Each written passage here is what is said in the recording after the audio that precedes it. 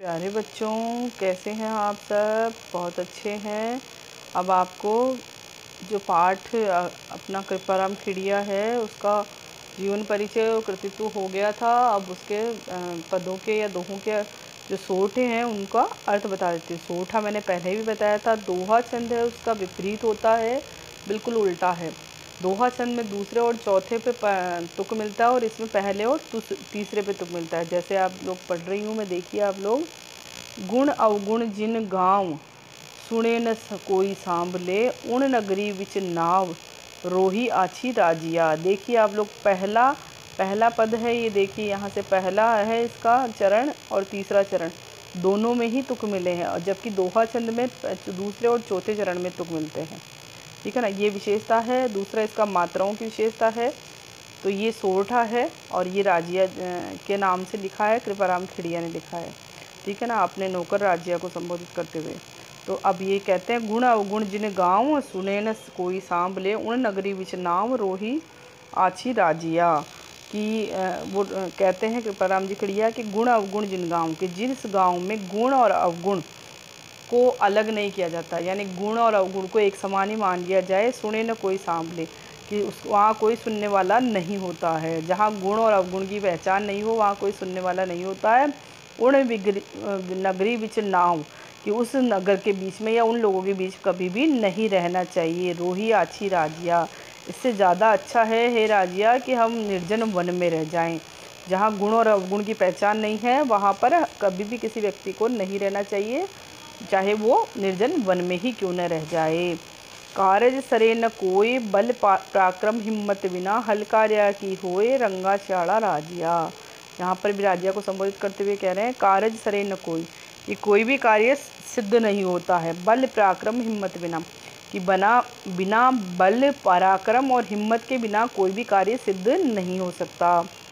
हल कार्य की होए रंगा साड़ा राजिया, कि रंगा शियारों को ललकारने से क्या होगा, जब तक कोई कार्य सिद्ध नहीं होगा। यानी अगर हम लोग रंगे जो सियार हैं उनको ललकारने से क्या भाग, अर्थात बलहीन कार्यों से में कार्य करने की शक्ति कहाँ होती है। ठीक है ना। अगला है, मिले सिंह वन माह, किण मृगा मृगपत कियो, जोरावर अति जाह रहे उरद गति राजिया। राजिया को संबोधित करते हुए कह रहे हैं, मिले सिंह वन माह, कि शेर वन के अंदर मिलता है, पर किण मृगा मृगपत किया है, पर कौन से जानवरों ने उसको शेर को राजा बनाया है। यानी किसी ने कोई सभा बना के थोड़ी राजा बनाया है उसने। जोरावर अतिजाह है, वो तो सिर्फ अपने बल के कारण जोरावर अतिजाह है, क्योंकि अपने बल के कारण ही क्या बना है, वो अपने बलशाली होने के कारण ही वहाँ का राजा बना है।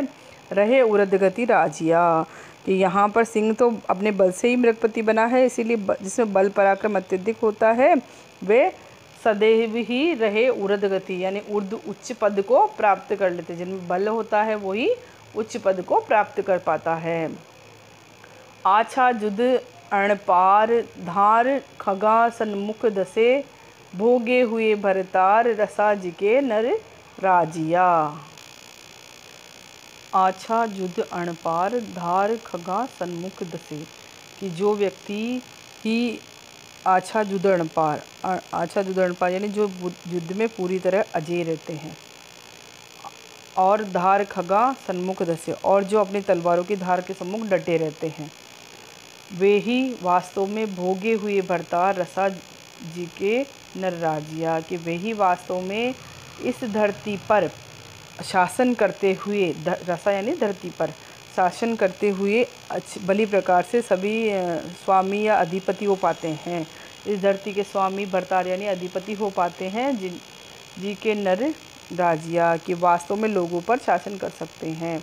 यानी जो तलवारों की धार के सम्मुख रहते हैं और अपने इसमें युद्ध में अजय रहते हैं, वही वास्तव में इस धरती पर राज कर पाते हैं। वरना तो जो हार जाते हैं और जो तलवार का सामना नहीं कर पाते, वो तो वापस ही मतलब इसमें मृत के समान ही है।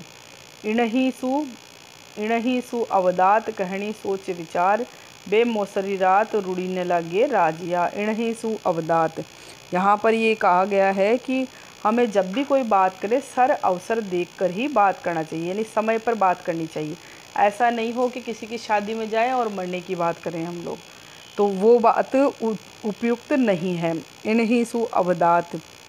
तो यहाँ वही कृपाराम खिड़िया कहते हैं कि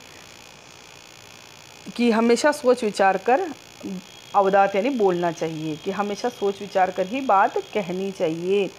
कहनी सोच विचार कर कहनी चाहिए। बेमौसरी बात रूढ़ी ने लगी राजिया, कि बिना अवसर पर कही हुई बात रूढ़ी यानी अच्छी नहीं लगती है, कि अवसर नहीं हो और उस बात को कह दिया जाए तो वो समय देखकर ही हमेशा बात कहनी चाहिए, वो अच्छी नहीं लगती है।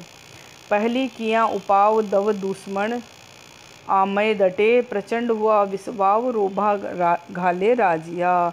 कृपाराम खिड़िया कहते हैं कि हे राजिया, की सबसे पहले दव यानी जंगल, दावाग्नि जंगल की आग, दुश्मन यानी शत्रु, और आमय यानी रोग, इनको रोकने का उपाय पहले ही कर लेना चाहिए। पहले किया उपाय यानी पहले सर्वप्रथम ही इनको आगे से ही रोकने का उपाय कर लेना चाहिए। किस किस को? दावाग्नि जंगल की आग को, दुश्मन को, और आमय यानी रोग को। क्यों? क्योंकि ये तीनों ही जब प्रचंड हो जाए, प्रचंड हुआ विश्वाय, कि ये प्रचंड जब हो जाते हैं, बहुत ज़्यादा बढ़ जाते हैं, तो अत्यधिक कष्ट देते हैं। किसके समान? विष के समान कष्ट देते हैं। रोबा घाले राजिया, कि ये बहुत ज़्यादा कष्टकारी, रोबा यानी कष्टकारी हो जाते हैं, कि ये तीनों ही बहुत ज़्यादा विष के समान कष्टकारी हो जाते हैं, इसीलिए इनका पहले ही उपाय कर देना चाहिए।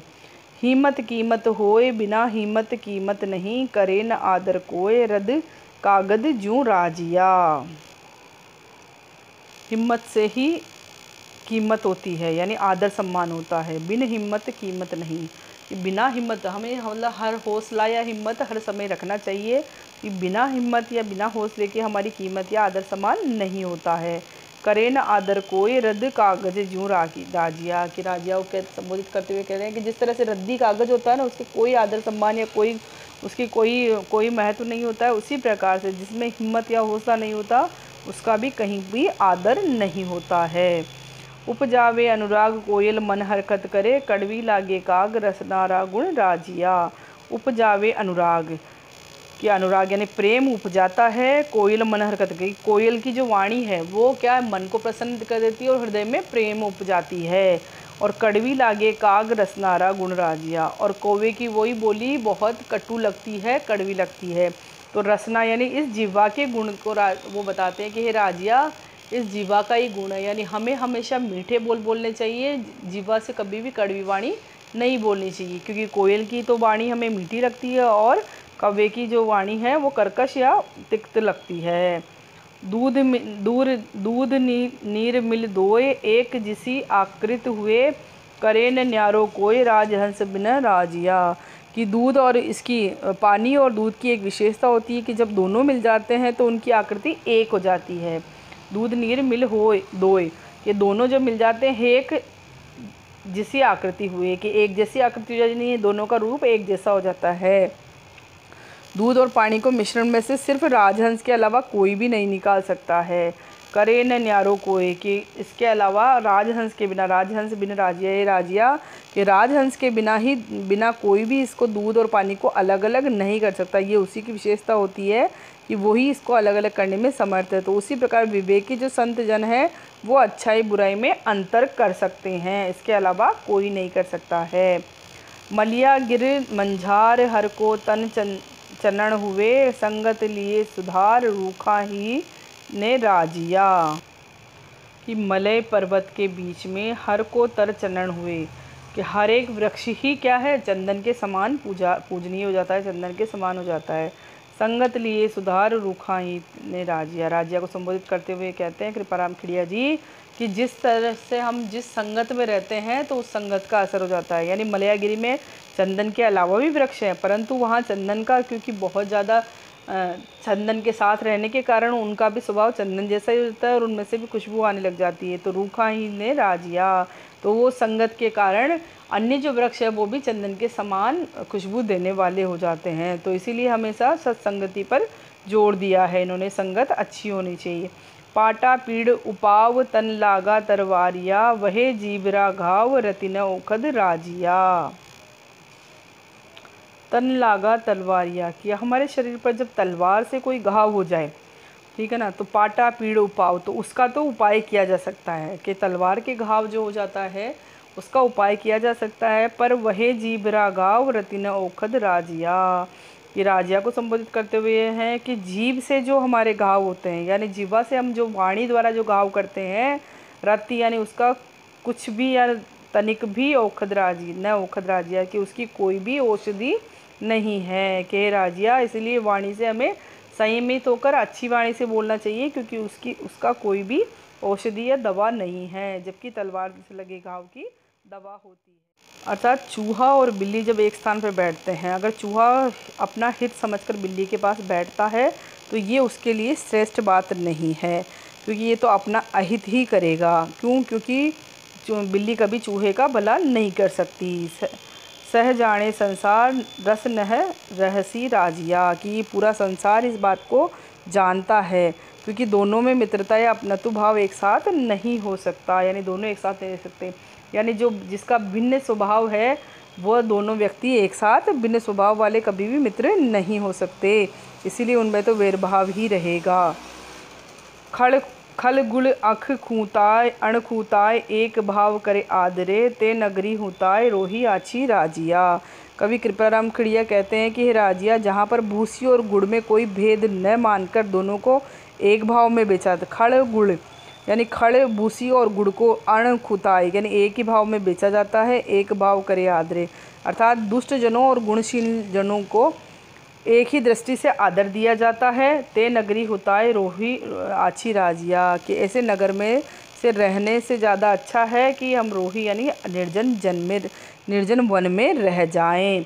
यानी जहाँ पर गुणी व्यक्ति और निर्गुण व्यक्ति दोनों को एक समान देखा जाता है, ऐसे जगह पर रहने से ज़्यादा अच्छा है कि हम निर्जन वन में रह जाएं। घण घण साबल घाय नह फूटे पहाड़ निवड़, जड़ कोमल भिद जाए राय पड़े जद राजिया, कि यहाँ पर कवि कृपाराम खिड़िया जी कह रहे हैं कि हे राजिया, कठोर पहाड़ पर घन और सब्बल से काफ़ी प्रहार करने पर भी वह नहीं टूटता। गण गण साबल धाय, कि घण यानी एक घण का है हथौड़ा और एक का अर्थ है घड़ा यानी ज़्यादा, कि किसी भी पहाड़ पर अगर हम साबल और हथौड़े से प्रहार करेंगे तब भी वह पहाड़ नहीं फूटता है। जद कोमल भिद जाए राय पड़े जद राजिया, पहाड़ को फोड़ना बहुत ही कठिन है, परंतु यदि इसमें जद कोमल भिद जाए यानी इसमें कोई दरार आ जाए या कोमल हो जाए तो उसको आसानी से फोड़ा जा सकता है। यानी दरार पड़ने पर ही कठोर पहाड़ को आसानी से फोड़ा जा सकता है। अर्थात घनिष्ठ मित्रता जो होती है ना, मजबूती होती, मजबूत संगठन है, उसको भेद नीति से ही तोड़ा जा सकता है, इसके अलावा किसी और रूप से अलग नहीं किया जा सकता। पय मीठा कर पाक जो इमृत सींची जिए, उर कड़वाई आक रंचन मुके राजिया। कवि कृपाराम खिड़िया कहते हैं कि हे प्रिय सेवक राजिया, आंकड़े को दूध और मीठा मिलाकर खूब पकाया जावे, इससे अमृत भी सींचा जावे तो भी आंकड़ा अपने अंदर के कड़वेपन को जरा भी नहीं त्यागता है। कि पय मीठा कर पाक, ठीक है ना, कि आग को अगर बहुत मीठे रस में मिलाकर भी पकाया जावे, जो इमृत सींची जिए, तो ऐसा लगे, इससे ये अपेक्षा करे कि भाई ये चाहे अमृत के समान इसको कर दिया जाए, पका जाए, तो भी अपना जो अवगुण है या अपना स्वभाव है वो नहीं छोड़ पाएगा।